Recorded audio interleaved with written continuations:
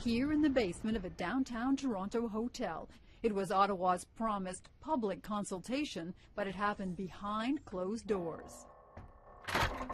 You had to be invited to attend. The media weren't allowed in the room. Around the table, healthcare professionals and patient representatives, and a lobby group, the Plasma Protein Therapeutics Association, representing the international plasma industry.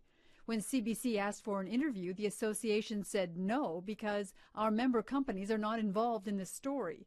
Yet for some reason, the lobby group was in the room as Health Canada talked about privatizing plasma collection. Sean Meager from Canadian Doctors for Medicare was also in the room. No one could give us a reason for changing the policy. Canadian Blood Services says there's no shortage of plasma.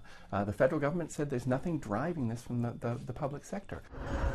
The clinics appeared suddenly with no notice. 2 in Toronto, 1 right next to a homeless shelter, 1 in Hamilton down the street from a drug treatment center. And there are plans for 7 more for-profit clinics across the country, where Canadians will be paid $20 up to twice a week to donate their blood plasma.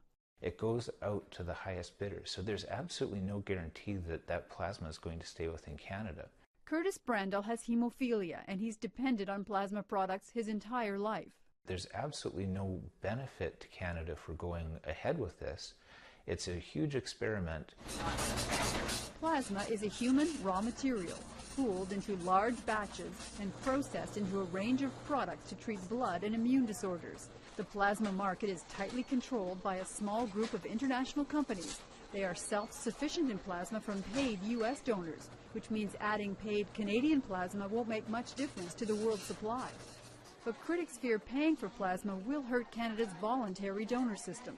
We have this massive rollout of an untried approach in Canada with no public policy discussion, with no proof that it's going to be safe, with no evidence that it's going to protect the voluntary supply, not adversely affect it, and also no evidence that we're actually going to get anything out of it. Although Health Canada promised public consultation, there's been no announcement of any further meetings. Meanwhile, the private clinics are ready to start tapping Canadian arms for plasma as soon as they're issued the required federal and provincial licenses. Kelly Crow, CBC News, Toronto.